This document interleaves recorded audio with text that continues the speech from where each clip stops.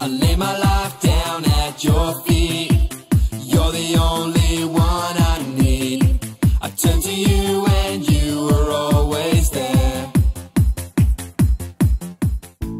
Hai Gigs, Happy Sunday. Hari ini Mas Rianti tidak. Mas Rianti masih inget ya pasti ya, karena Mas Rianti ini ngajar di kelas besar. Jadi anak-anak semua pasti udah pada tahu. Nah, Mas Rianti tanpa terasa ya, kita sudah melewati berminggu-minggu nih dan membicarakan tentang kebangkitan Tuhan Yesus. Wow, ngomong-ngomong Yesus tentang bangkit. kebangkitan Tuhan Yesus, ini sesuai dengan baginda Mas Rianti ya. Yesus mati di atas kayu salib untuk menebus Dosa-dosa kita semuanya. banget dosa kita semua. Jadi kalau kita sudah ditebus jadi anak-anak Tuhan, harus ada perubahan di dalam hidup kita. Perubahan ganti baju maksudnya. Bukan, tapi Perubahan perubahan panjang. di dalam hati kita, sehingga keluar tingkah laku kita, perkataan kita mencerminkan yang Tuhan mau mencerminkan Tuhan Yesus. Oke, hari ini Jikit semua akan mendengar cerita tentang bagaimana Yesus yang ada di dalam bisa mentransformasi kehidupan kita, bisa mengubah kehidupan kita. So, sebelum itu kita mau berdoa dulu. Minta Mas Rianti untuk pimpin doa. Ya, yuk anak-anak, kita sama-sama doa, sama-sama minta pimpinan Tuhan buat sekolah minggu kita ya. Yuk, Tuhan Yesus yang baik, terima kasih kami dapat datang ke rumah-Mu, kami dapat mengikuti sekolah minggu hari ini. Tuhan, kami mau nyanyi, kami mau mendengarkan firman Tuhan.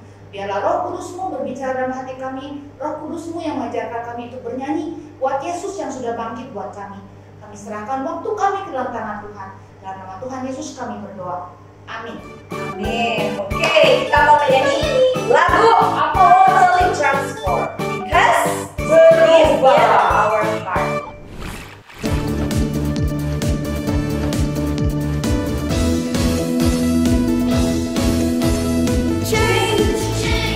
Do you see the change? In the heart of me, renew me from the inside out, renew me till there is no doubt. Change. Do you see the change?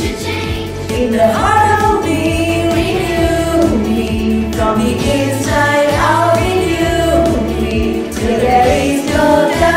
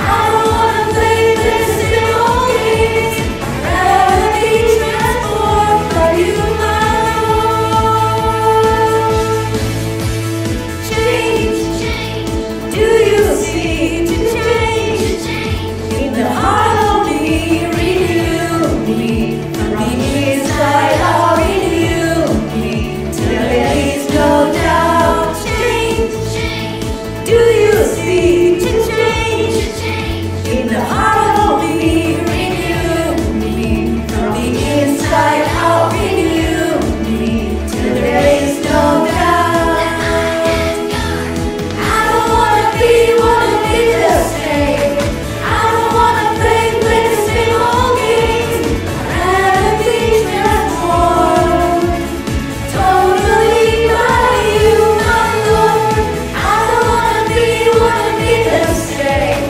I don't wanna play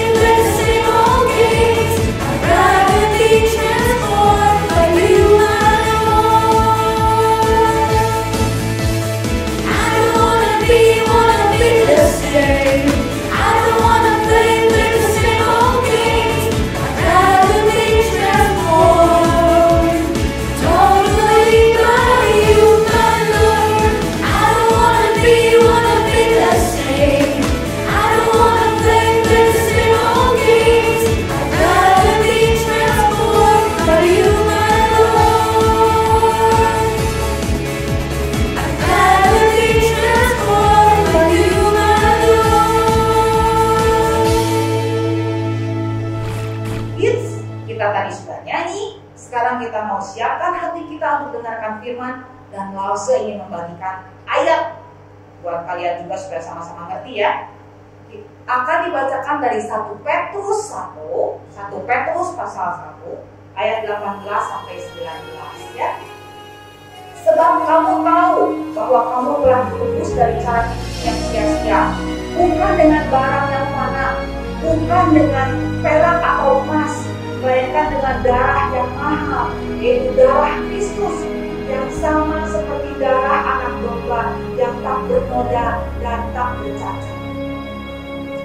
Saat ku masuk ke hadirat-Mu, bawa persembahan ke tempat kudus-Mu, pujian ku naikkan, sembahku berikan bagi-Mu Allah yang mulia.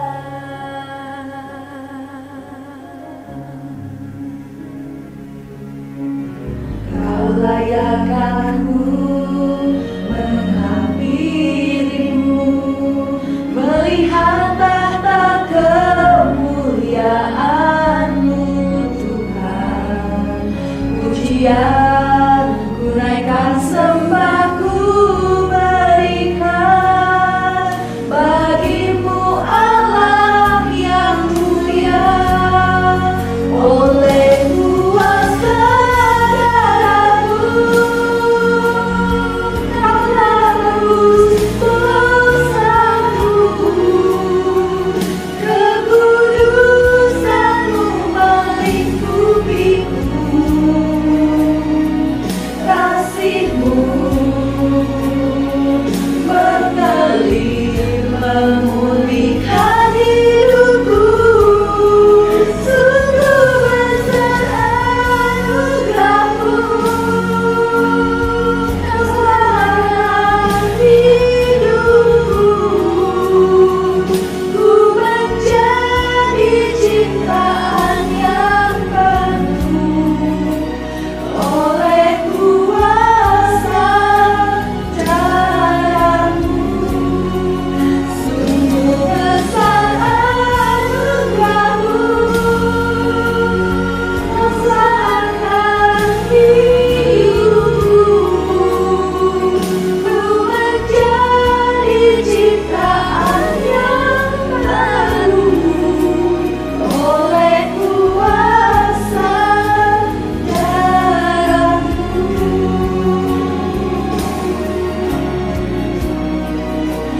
Oleh kuasa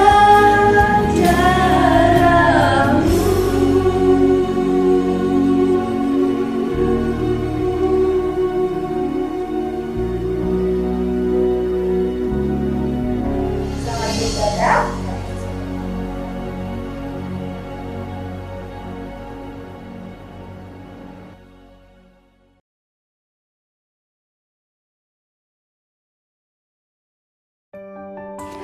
Hatiku penuh nyanyian, hatiku bernyanyi untuk Raja segala raja. Halo kids, kita berjumpa lagi. Lause bersyukur hari ini kita bisa bersama-sama di dalam ibadah G-Kids. Nah, sebelum kita mulai, yuk kita berdoa. Bapa di surga, terima kasih, kami bersyukur pada hari ini kami boleh bersama-sama beribadah. Kami boleh memuji Tuhan, kami boleh merenungkan firman Tuhan.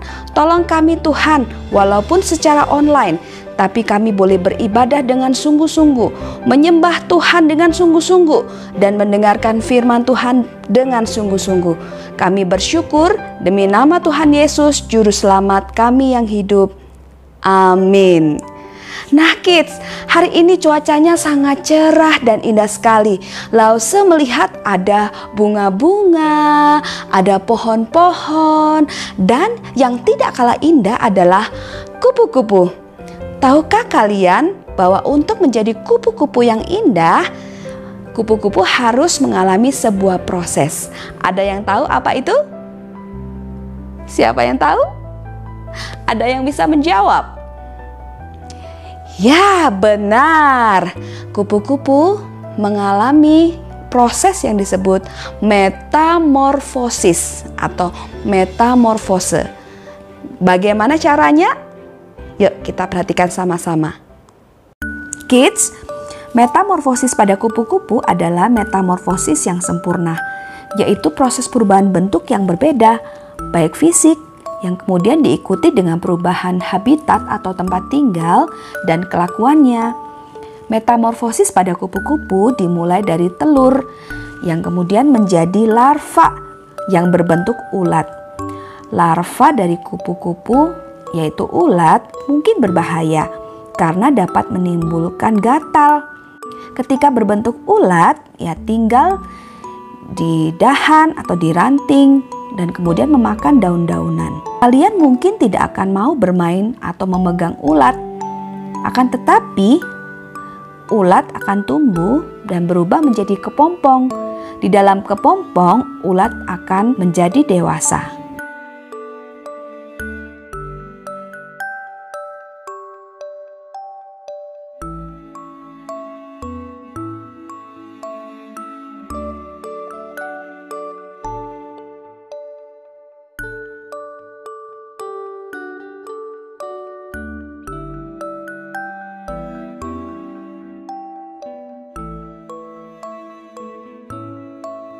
Setelah keluar dari kepompong, maka ulat akan menjadi kupu-kupu. Nah, sekarang kalian pasti akan kagum kupu-kupu yang indah berterbangan di udara.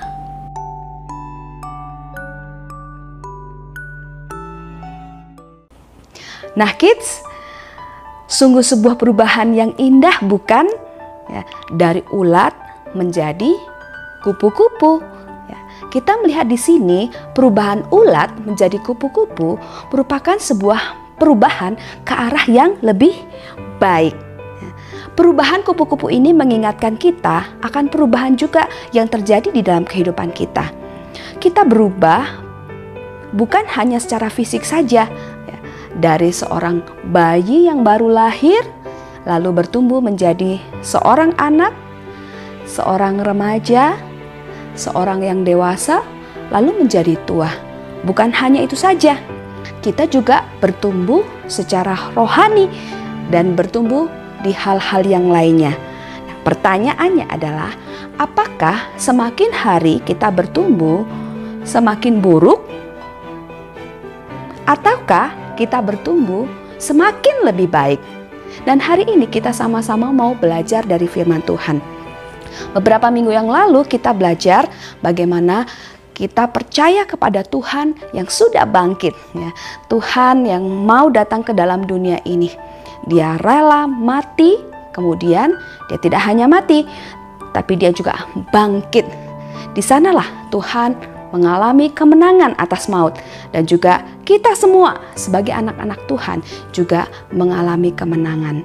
Nah, apa yang seharusnya terjadi pada hidup kita ya, sebagai anak-anak Tuhan yang sudah ditebus oleh Tuhan, yang sudah diberikan kemenangan oleh Tuhan dari dosa. Yuk kita sama-sama mengingat apa yang terjadi pada diri kita. Pertama-tama kita buka dulu Alkitab kita ya, dari Roma 6 ayat 9 sampai 12 ya. Di sini dikatakan, karena kita tahu bahwa Kristus sesudah ia bangkit dari antara orang mati, ya, tidak mati lagi, maut tidak berkuasa lagi atas dia. Sebab kematiannya adalah kematian terhadap dosa satu kali dan untuk selama-lamanya, dan kehidupannya adalah kehidupan bagi Allah. Demikianlah hendaknya kamu memandangnya, bahwa kamu telah mati bagi dosa, tetapi kamu hidup bagi Allah dalam Kristus Yesus.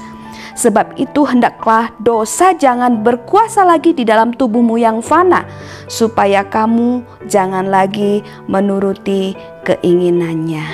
Nah, bagaimana kita bisa menjadi seorang yang berdosa, dan bagaimana juga kita menjadi seorang yang dilepaskan dari dosa. Nah, mari kita mengingatnya dengan melakukan eksperimen. Ada beberapa gelas di sini. Ya, Lause punya 4 gelas. Ya, gelas yang pertama, ya, ini ada cairan yang berwarna keemasan. Ya, ini melambangkan bahwa pertama kali ya yang mengawali kehidupan dia ada sebelum segala sesuatu ada, yaitu Allah. Ya, dialah Tuhan. Ya, ini melambangkan Allah. Ya. Lalu karena kasih-Nya, Allah menciptakan manusia. Ya, manusia yaitu Adam dan Hawa. Ini ada cairan yang lain berwarna ungu. Ya, ini menunjukkan kita manusia. Ya, pada waktu itu Allah menciptakan manusia dalam diri Adam dan Hawa. Ya, lihat apa yang terjadi antara manusia dengan Allah. Wah, pada saat itu antara manusia dan Allah memiliki relasi yang sangat indah, hubungan yang sangat indah. Allah menciptakan manusia.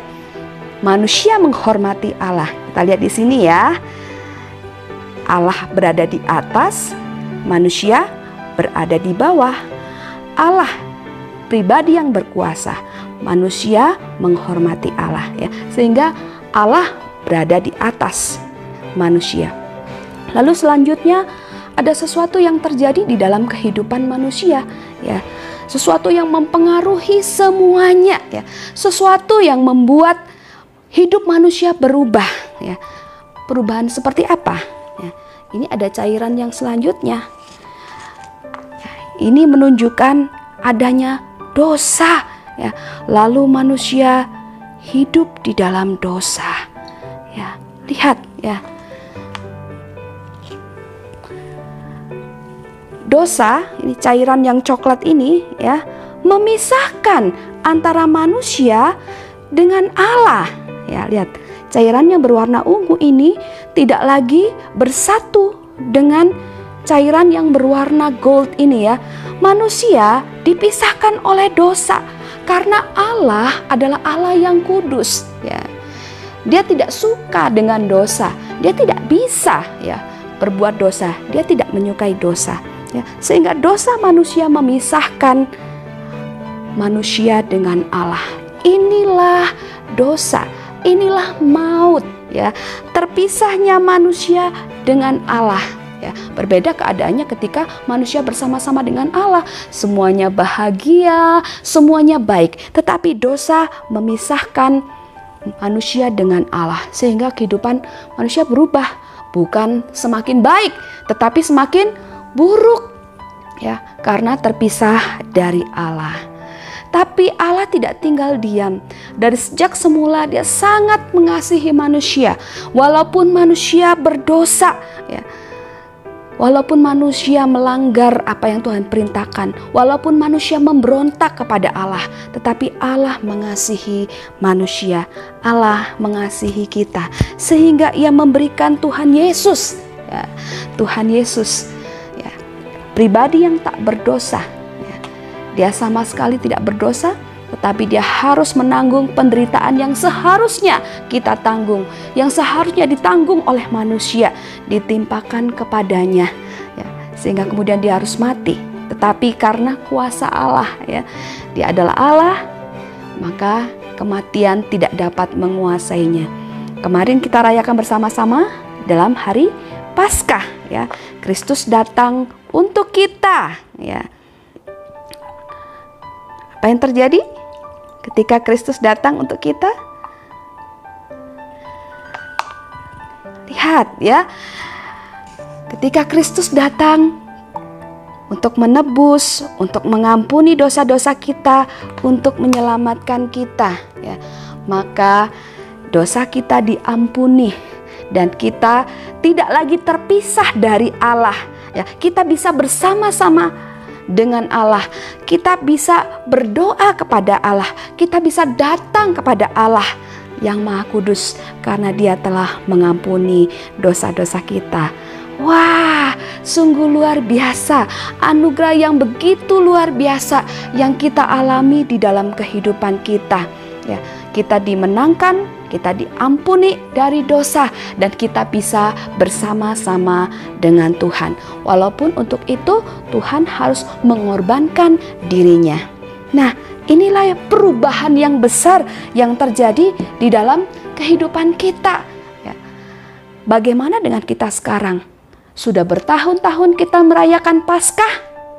Ya, sudah bertahun-tahun kita mengingat apa yang Tuhan lakukan buat kita. Ya, tadi apa? Tuhan berkorban supaya kita bisa bersama-sama dengan Allah. Ya, dosa kita diampuni. Ya, kita bisa punya hubungan yang baik dengan Tuhan. Lalu apakah kita mau berubah? Ya, apakah kita bertumbuh?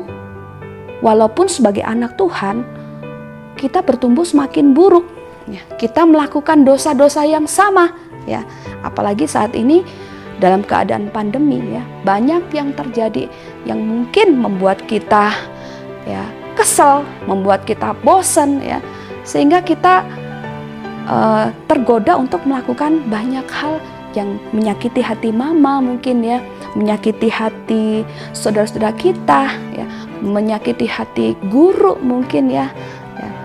Dan semuanya itu terlebih adalah menyakiti hati Tuhan. Ya, Tuhan sudah begitu baik, Tuhan begitu mengasihi kita. Ya, Tuhan sudah berkorban, ya, supaya kita bisa punya hubungan yang baik dengan Tuhan dan diampuni dosa-dosa kita. Oleh karena itu kita harus selalu mau berjuang untuk berubah. Ya, firman Tuhan katakan dalam 2 Korintus 5 ayat 17. Jadi siapa yang ada di dalam Kristus, ia adalah ciptaan yang baru. Yang lama sudah berlalu, sesungguhnya yang baru sudah datang. Ya. Kids, kalau kamu membaca Alkitab, ada seorang bernama Paulus. Dia menulis banyak sekali kitab di dalam Perjanjian Baru. Namun yang lebih luar biasa adalah cerita kehidupan Paulus setelah ia berjumpa dengan Tuhan Yesus. Ia menjadi orang yang sangat berbeda. Namanya bahkan bukan Paulus, tetapi Saulus, yang sangat membenci orang yang mengikuti Tuhan Yesus. Dia mengejar, memenjarakan, dan bahkan membunuh mereka. Suatu hari, Saulus mendapat kuasa untuk menangkap murid-murid Tuhan Yesus yang ada di Damaskus. Tetapi sesuatu yang luar biasa terjadi. Ia melihat cahaya yang sangat terang dari langit dan mendengar suara berkata, "Saulus, Saulus, mengapa engkau menganiaya aku?" Lalu ia mendengar Tuhan Yesus memperkenalkan diri dan memintanya untuk melayani Tuhan. Saulus yang buta datang kepada Ananias untuk didoakan hingga menjadi sembuh. Sejak saat itu ia berubah menjadi Paulus yang mengasihi dan melayani Tuhan.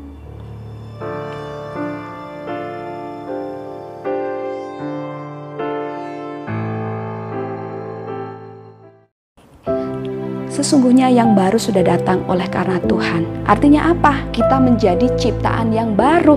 Ya, tadinya ciptaan yang lama itu artinya kita sebagai manusia, kita seperti Adam dan Hawa. Kita jatuh dalam dosa walaupun kita tidak hidup pada masa Adam dan Hawa, ya, tetapi kita pun turut berdosa dan kita juga melakukan dosa. Ada banyak dosa yang kita lakukan, ya, itu adalah ciptaan yang lama, ya. Tetapi ciptaan yang baru, ya, adalah hidup baru kita, hidup yang diampuni oleh Tuhan, ya.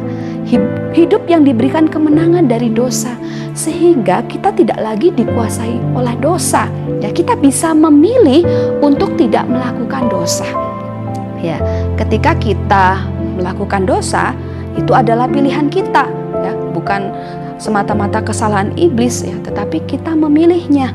Ya, oleh karena itu, ya, sebagai ciptaan yang baru, kita tidak boleh melakukan dosa yang sama terus-menerus. Ya, kalau kita tahu itu adalah dosa, kalau kita tahu itu adalah perbuatan yang tidak menyenangkan hati Tuhan, kita tidak boleh lakukan lagi. Ya, digambarkan seperti manusia yang baru itu yang pakai baju yang baru juga, ya. Ya, seandainya kita hidup lama kita itu seperti pakaian lama ya, yang buruk, yang kotor, yang lusuh ya. Tetapi Tuhan mengangkat kita menjadi anaknya ya. Kemudian Tuhan berikan pakaian yang baru. Apakah kita masih tetap akan memakai pakaian itu? Dipakai bersama-sama dengan pakaian yang lama? Enggak ya.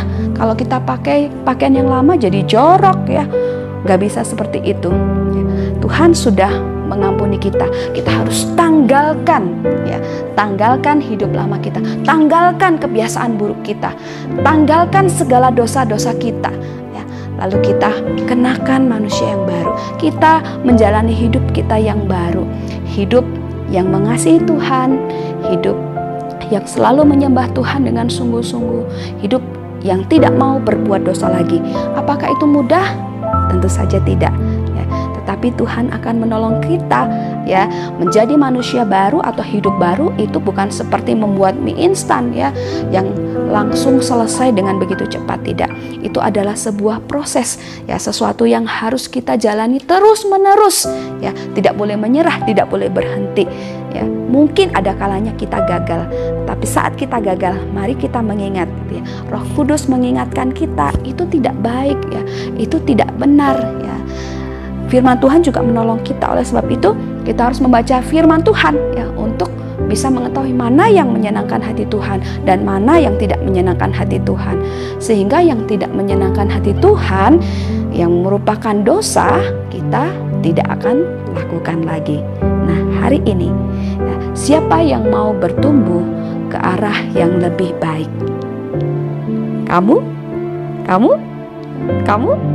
Apakah kamu mau untuk menjadi manusia baru, ciptaan baru yang hidup bagi Tuhan, yang menyenangkan Tuhan dan tidak lagi berbuat dosa, hidup yang selalu menyembah Tuhan dengan sungguh-sungguh dan bukan hidup untuk diri sendiri. Ya, hari ini kita bersyukur, kita diingatkan bahwa Tuhan mau mati dan bangkit buat kita, mengalami kemenangan, dan kita juga mengalami kemenangan.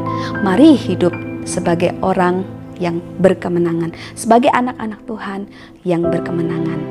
Hari ini kalau kalian mau, tutup mata kalian, taruh tangan kalian di dada. Hari ini datang kepada Tuhan. Katakan kepada Tuhan setiap dosa-dosa yang sudah kamu perbuat selama ini, yang mengecewakan orang tua, yang menyakiti hati saudara dan menyakiti hati orang lain. Mohon ampun kepada Tuhan. Minta Tuhan untuk menolongmu bisa hidup sebagai ciptaan yang baru. Kalau engkau mau, katakan dengan sungguh-sungguh. Katakan, Tuhan, aku mau menjadi ciptaan yang baru. Aku mau menghargai apa yang Tuhan sudah lakukan buat saya. Tuhan bangkit dan membuat saya juga bangkit. Saya mau bangkit dan berubah bersama dengan Tuhan. Mari kita berdoa. Lalu saya doakan kalian. Bapa di surga, terima kasih karena karya Tuhan yang begitu besar di dalam kehidupan kami, di dalam kehidupan anak-anak-Mu. Tuhan, tolong kami, Tuhan, ampunilah kami, karena selama ini walaupun Tuhan sudah ada di dalam diri kami, walaupun Tuhan sudah menyelamatkan dan mengampuni dosa kami, tapi kami seringkali jatuh melakukan dosa-dosa yang sama, yang menyakiti hati sesama dan juga menyakiti hati Tuhan. Ampunilah kami, Tuhan. Tolong kami untuk mengingat kebaikan Tuhan, karya Tuhan di dalam kehidupan kami, sehingga kami mau bangkit, kami mau berubah, kami tidak menyerah Tuhan walaupun tidak mudah. Kami mau menjadi anak-anak Tuhan yang selalu mensyukuri apa yang Tuhan sudah lakukan dalam kehidupan kami, dengan menjadi anak-anak yang tidak mau melakukan dosa lagi, menjadi anak-anak yang berubah, yang hidup bagi Tuhan di setiap waktu. Terima kasih Tuhan, berkatilah kami, demi nama Tuhan Yesus kami berdoa dan bersyukur. Amin. Oke kids, selamat hari Minggu. Selamat berjuang, mari bangkit dan berubah. Tuhan Yesus memberkati.